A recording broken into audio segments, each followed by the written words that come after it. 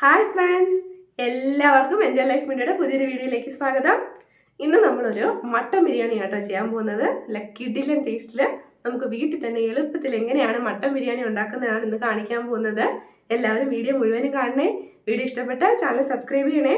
അപ്പോൾ നമുക്ക് വീഡിയോ കാണാം. അപ്പോൾ നമ്മുടെ മട്ടൻ ബിരിയാണി തയ്യാറാക്കാനായിട്ട് നമുക്ക് ആദ്യമേ മട്ടൻ ഒന്ന് വേവിച്ചെടുക്കാം. ഞാൻ കുക്കറിൽ 1/2 കിലോ മട്ടൻ എടുത്തിട്ടുണ്ട്. അതിലേക്ക് നമുക്ക് 1 ടീസ്പൂൺ കുരുമുളക് പൊടി ചേർത്ത് കൊടുക്കാം. നമ്മൾ ഇതിനകത്ത് മുളക് പൊടിയൊന്നും ചേർക്കുന്നില്ല കേട്ടോ. കുരുമുളക് പൊടിയും പച്ചമുളകും മാത്രമാണ് ചേർക്കുന്നത്. അപ്പോൾ നമുക്ക് എരിവ് കൂടുതൽ വേണമെങ്കിൽ കുരുമുളക് പൊടി കൂടുതൽ ചേർത്ത് കൊടുക്കാം. ഞാനിപ്പോൾ 1 ടീസ്പൂൺ ചേർത്തിട്ടുണ്ട്. ഇനി അതിലേക്ക് 1/4 ടീസ്പൂൺ മഞ്ഞൾപ്പൊടി കൂടി ചേർത്ത് കൊടുക്കാം. അതിലേക്ക് 1 ടീസ്പൂൺ ജിഞ്ചർ ഗാർലിക് പേസ്റ്റ് ചേർത്ത് കൊടുക്കാം. അപ്പോൾ ഇഞ്ചിയും വെളുത്തുള്ളിയും ചേർത്ത് കഴിഞ്ഞാൽ നമുക്കതിലേക്ക് ആവശ്യത്തിനുള്ള ഉപ്പിട്ട് കൊടുക്കാം. ഇത് പിങ്ക് സാൾട്ട് ആണ് കേട്ടോ, നമ്മുടെ സാധാരണ ആയിരുന്ന ഉപ്പല്ല, ഇന്ദുപ്പാണ്. ഇനി ഇത് വേവാനായിട്ട് കുറച്ച് വെള്ളം നമുക്ക് ഒഴിച്ചു കൊടുക്കാം. ഇത് സ്റ്റീൽ കുക്കർ ആയതുകൊണ്ട് ചിലപ്പോൾ അടി പിടിക്കും. അപ്പം കുറച്ച് വെള്ളം, ബാക്കി മട്ടനിൽ നിന്ന് ഇറങ്ങിക്കോളും. ഒരല്പം വെള്ളം ചേർത്ത് കൊടുത്തിട്ടുണ്ട്. ഇനി ഈ മട്ടൺ നമുക്ക് നന്നായിട്ടൊന്ന് വേവിച്ചെടുക്കാം. മട്ടൻ്റെ പരുവ് അനുസരിച്ചിട്ടാണ് കേട്ടോ നമ്മൾ കുക്കറിൽ എത്ര വിസിലൂടെ നോക്കുന്നത്. നല്ല കട്ടിയുള്ള മട്ടൻ ആണെങ്കിൽ ചിലപ്പോൾ ഒരുപാട് വിസിൽ കിടന്ന് വേവേണ്ടി വരും. ഇളം മട്ടൻ ആണെങ്കിൽ അതിൻ്റെ ആവശ്യമില്ല. ഇതിപ്പോൾ ഞാൻ ഈ ഒരു കുക്കറിൽ ഒരു 5 വിസിൽ വരെ വേവിച്ചെടുക്കാൻ പോവുകയാണ്. നമുക്കൊരു 5 വിസിൽ വരെ നന്നായിട്ടൊന്ന് കുക്ക് ചെയ്തെടുക്കാം. അപ്പം നമ്മുടെ മട്ടൺ 5 വിസിൽ കൃത്യമായിട്ട് വന്നിട്ടുണ്ട്. നമ്മളത് തണുക്കാനായിട്ട് മാറ്റി വെച്ചിട്ടുണ്ട്. ഇനി നമുക്ക് അരി ഒന്ന് വേവിച്ചെടുക്കാം. നമ്മളിന്ന് ജീരകശാല റൈസാണ് എടുക്കുന്നത്. അപ്പോൾ അതിനു വേണ്ടി ഞാനൊരു പാത്രത്തിൽ വെള്ളം വെച്ചിട്ടുണ്ട്. അത് തിളയ്ക്കാൻ തുടങ്ങിയിട്ടുണ്ട്. ആ സമയത്ത് അതിലേക്ക് 1 തക്കാളി ഒന്ന് മുറിച്ചിട്ട് കൊടുക്കാം. അതെങ്ങനെ മുറിച്ചാലും കുഴപ്പമില്ല കേട്ടോ. 1 തക്കാളി ഒന്ന് ഇട്ട് കൊടുക്കാം. അതിനുശേഷം പിന്നെ അതിലേക്ക് നമുക്ക് സ്പൈസസ് ചേർത്ത് കൊടുക്കാം. ഇത് ബേ ലീവ്സ് ആണ്, ഡ്രൈ ബേ ലീവ്സ് ആണ്. അത് ഞാൻ അങ്ങനെ തന്നെ ഇട്ട് കൊടുക്കുവാണ്.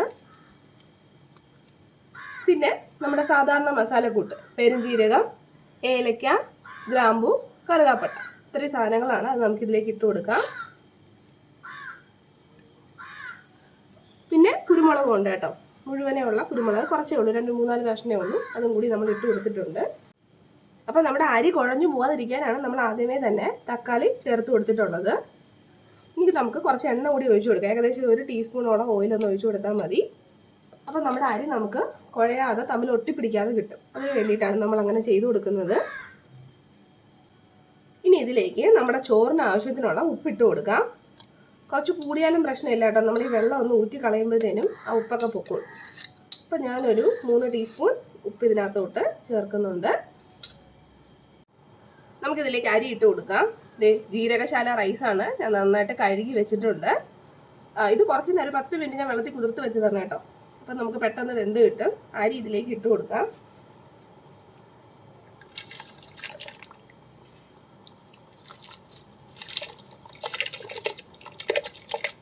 അപ്പം നമ്മൾ അരി എല്ലാം ഇട്ട് കൊടുത്തിട്ടുണ്ട്. അരി ഇട്ട് തുടങ്ങുമ്പം കുറച്ച് ഇട്ട് കൊടുക്കാൻ നിൽക്കരുത് കേട്ടോ. പെട്ടെന്ന് തന്നെ ഇട്ട് കൊടുക്കണം, അല്ലെങ്കിൽ ഓരോ അരിയും ഓരോ വേവായി പോകും കേട്ടോ. അതുകൊണ്ട് ഒരുമിച്ച് തന്നെ ഇട്ട് കൊടുക്കാൻ നോക്കുക. ഇനി ഒന്ന് ഇളക്കി കൊടുക്കാം. അരി നന്നായിട്ടൊന്ന് വെന്ത് വരട്ടെ. അത് വേവുമ്പം ഓരോ അരിയായിട്ട് ഇങ്ങനെ മേളിലോട്ട് കയറി വരും കേട്ടോ. അതാണ് നമ്മുടെ ഒരു പരുവം. ഒരു 100% മുഴുവനായിട്ട് വേവിക്കാൻ നിൽക്കരുത്. ഒരു 1/4 വേവ് മതി. ആ സമയമാകുമ്പോഴേ നമ്മൾ ഊറ്റിക്കോണം, അല്ലെങ്കിൽ അരി കുഴഞ്ഞു പോകും. നമ്മുടെ ബിരിയാണി ഒരുമാതിരി കുഴഞ്ഞിരിക്കും. അതുകൊണ്ട് ഒരു 1/4 പരുവം വരെ നമ്മൾ വേവിച്ചെടുത്താൽ മതി. അപ്പോൾ അതേ കണ്ടോ, അരി ഇങ്ങനെ തിളച്ച് മുകളിൽ വരാൻ തുടങ്ങുന്ന പരുവാകുമ്പോഴേ നമ്മൾ ഊറ്റിക്കോണം കേട്ടോ, അല്ലെങ്കിൽ അത് വെന്ത് കുഴഞ്ഞു പോകും. ഈ ഒരു പരുവം മതിയാവും. ഇനി നമുക്കിതൊന്ന് ഊറ്റിയെടുക്കാം. അപ്പം നമ്മുടെ അരി നമ്മൾ നന്നായിട്ട് ഊറ്റിയെടുത്തിട്ടുണ്ട്. ഇനി കുറച്ച് നേരം ഇതൊന്ന് നമുക്ക് അടച്ചു വെക്കാം. ആ ചൂടിലിരുന്ന് കുറച്ചും കൂടി അതൊന്ന് വെന്തോളും. ഇനി നമുക്ക് നമ്മുടെ ഇറച്ചിക്കറി എങ്ങനെയാണെന്നൊന്ന് തയ്യാറാക്കാം. അപ്പോൾ ഇനി നമ്മുടെ മട്ടൻ്റെ മസാല തയ്യാറാക്കാൻ പോവുകയാണ്. ഞാൻ അതിന് വേണ്ടി ഒരു കുക്കറാണ് എടുത്തിട്ടുള്ളത്. നമ്മളിന്ന് ബിരിയാണി ഒന്ന് ദം കൂടെ ചെയ്തെടുക്കണമല്ലോ. അപ്പോൾ അതിന് വേണ്ടിയിട്ടാണ് ഞാൻ ഈ കുക്കറിൽ തന്നെ ചെയ്യുന്നത്. അപ്പോൾ ഈ നമുക്ക് അതിലേക്ക് ആദ്യം കുറച്ച് എണ്ണ ഒഴിച്ചു കൊടുക്കാം. ആ എണ്ണ നന്നായിട്ടൊന്ന് ചൂടായിട്ട് വരണം. ആ എണ്ണയുടെ കൂടെ തന്നെ 1 ടീസ്പൂൺ നെയ്യും കൂടി ഞാൻ ചേർത്ത് കൊടുക്കുന്നുണ്ട്. 1 ടീസ്പൂൺ ചേർത്താൽ മതി കേട്ടോ, ബാക്കി നമുക്ക് അവസാനം ചേർത്ത് കൊടുക്കാം.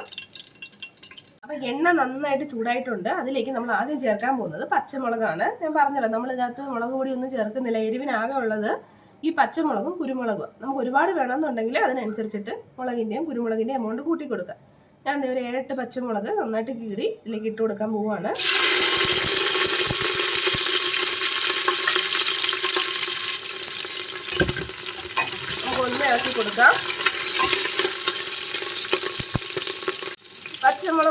വാടിക്കഴിഞ്ഞാൽ നമ്മൾ അതിലേക്ക് ഒരു 5 സവാള കനം കുറച്ചിട്ട് ചെറുതായിട്ട് മുറിച്ചെടുത്തതാണ് അത് ചേർത്ത് കൊടുക്കാം.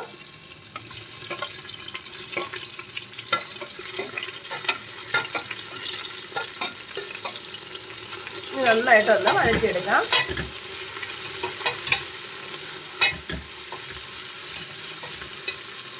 ആ സവാള ഒന്ന് പെട്ടെന്ന് വഴണ്ട് കിട്ടാനായിട്ട് കുറച്ച് ഉപ്പും കൂടി ചേർത്ത് കൊടുക്കാം. ഇനി നന്നായിട്ടൊന്ന് വഴറ്റിയെടുക്കാം.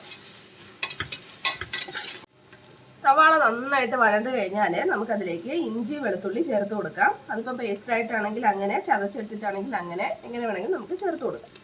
നമ്മൾ കുറച്ച് നേരത്തെ മട്ടൻ വേവിച്ച സമയത്ത് ഇട്ട് കൊടുത്തിട്ടുണ്ടായിരുന്നു. ഇനി അതിൻ്റെ ഒരു പച്ചമണം മാറുന്നത് വരെ ഒന്ന് വഴറ്റി കൊടുക്കാം. ഇനി ഇതിലേക്ക് ഞാൻ ചേർക്കാൻ പോകുന്നത് 2 ചെറിയ തക്കാളി, ചെറുതാണ് കേട്ടോ, വലുതാണെങ്കിൽ ഒരെണ്ണം ഇട്ടാൽ മതി. 2 ചെറിയ തക്കാളി മുറിച്ചെടുത്തതാണ്, അത് നമുക്ക് ഇട്ട് കൊടുക്കാം.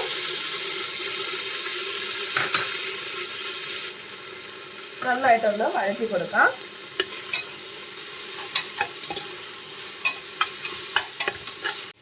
പിന്നെ നമ്മൾ എടുക്കുന്ന അരിയുടെ ആ ക്വാണ്ടിറ്റി അനുസരിച്ചിട്ട് ഇതിൻ്റെ അളവൊക്കെ മാറും കേട്ടോ. ഞാൻ ഇന്നൊരു 5 ഗ്ലാസ് അരിയാണ് എടുത്തിട്ടുള്ളത്, ജീരകശാല അരി. അപ്പം അതിനനുസരിച്ചുള്ളതാണ് ഇത് ചെയ്യുന്നത്. തക്കാളിയൊക്കെ ഒന്ന് വാടി വന്നു കഴിഞ്ഞാൽ നമുക്കതിലേക്ക് മല്ലിയില ചേർത്ത് കൊടുക്കാം.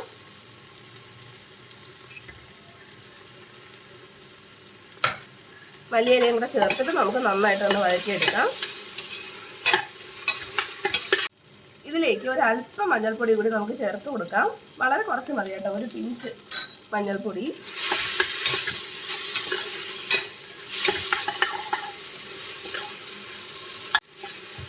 ഇനി നമ്മൾ ഇതിലേക്ക് ചേർക്കേണ്ടത് തൈരാണ് കേട്ടോ. ഞാൻ 1 കപ്പ് തൈര് എടുത്തിട്ടുണ്ട്, അത് നമുക്കിതിലേക്ക് ചേർത്ത് കൊടുക്കാം. തൈര് ചേർക്കുമ്പോൾ ലോ ഫ്ലെയിമിൽ ഇട്ടിട്ട് ചേർത്ത് കൊടുത്താൽ മതിയാവും.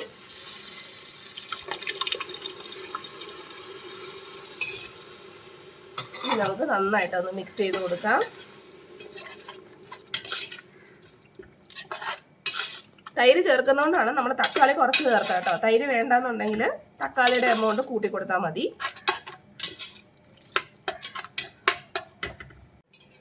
അതിൻ്റെ കൂടെ തന്നെ ഞാൻ ഒരു അരമുറി നാരങ്ങയും കൂടി ചേർക്കാൻ പോവുകയാണ്. അരമുറി നാരങ്ങയുടെ നീരും കൂടി അതിലേക്ക് നമുക്കൊന്ന് ഒഴിച്ചു കൊടുക്കാം.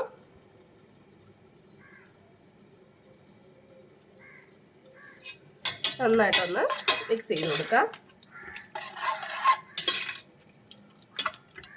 ഇനി ഇതിലോട്ട് നമ്മളിത് വേവിച്ച് വെച്ചിട്ടുള്ള മട്ടൺ ചേർത്ത് കൊടുക്കാം.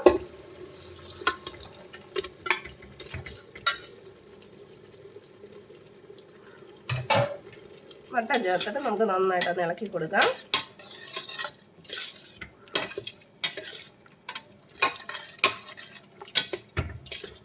മട്ടൺ ഇതിനകത്ത് കിടന്ന് നന്നായിട്ടൊന്ന് കുക്കായിട്ട് വരണം കേട്ടോ. ആ മസാലയൊക്കെ അതിനകത്തൊന്ന് പിടിക്കണം. അപ്പോൾ അതിലേക്ക് നമുക്കൊരു സാധനം ചേർക്കാനുണ്ട്. ഇത് ഹൈദരാബാദി ബിരിയാണി മസാലയാണ് കേട്ടോ. നമുക്കിത് മേടിക്കാൻ കിട്ടും. അത് നമുക്ക് ഏകദേശം 1 സ്പൂണോളം ചേർത്ത് കൊടുക്കാം.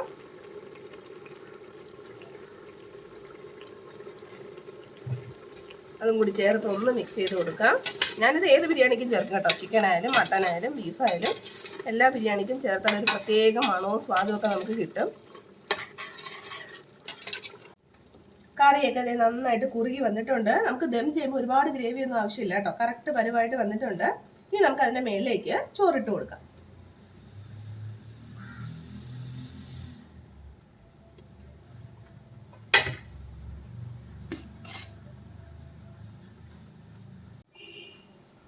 അപ്പം നമ്മുടെ ചോറെല്ലാം നമ്മുടെ ആ ഗ്രേവിയുടെ മുകളിലേക്ക് ഇട്ട് കൊടുത്തിട്ടുണ്ട്.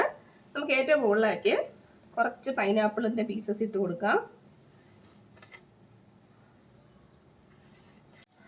പൈനാപ്പിൾ ഇട്ട് കൊടുത്തു കഴിഞ്ഞാൽ അതിൻ്റെ മേളിലേക്ക് നമുക്ക് നമ്മുടെ കിസ്മിസും അണ്ടിപ്പരിപ്പും ഒരു 2 ഏലക്കയും കൂടി നെയ്യിലൊന്ന് വറുത്തെടുത്താണ്, അത് ഇട്ട് കൊടുക്കാം. ഇനി ഇത് അടച്ചു വെച്ച് ഒരു 10 മിനിറ്റ് നമുക്കൊന്ന് ദം ചെയ്തെടുക്കാം. നമ്മൾ ദം ചെയ്ത് വെച്ചിട്ട് ഒരു 10 മിനിറ്റ് ആയിട്ടുണ്ട്. നമുക്കിനി ഒന്ന് തുറന്നു നോക്കാം.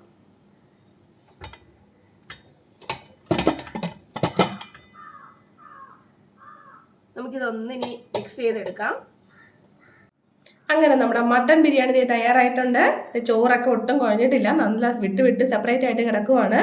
നല്ല കിഡിലെ ടേസ്റ്റാണ് കേട്ടോ. നമുക്ക് കടയിൽ കിട്ടുന്നേക്കാളും ടേസ്റ്റിൽ വീട്ടിൽ നമുക്ക് ചെയ്തെടുക്കാം. എല്ലാവരും ചെയ്ത് നോക്കുക. നിങ്ങളുടെ അഭിപ്രായങ്ങൾ അറിയിക്കണേ. വീഡിയോ ഇഷ്ടപ്പെട്ടെങ്കിൽ ചാനൽ സബ്സ്ക്രൈബ് ചെയ്യുക. പുതിയൊരു വീഡിയോയുമായി നമുക്ക് വീണ്ടും കാണാം. അതുവരെ ബൈ ബൈ.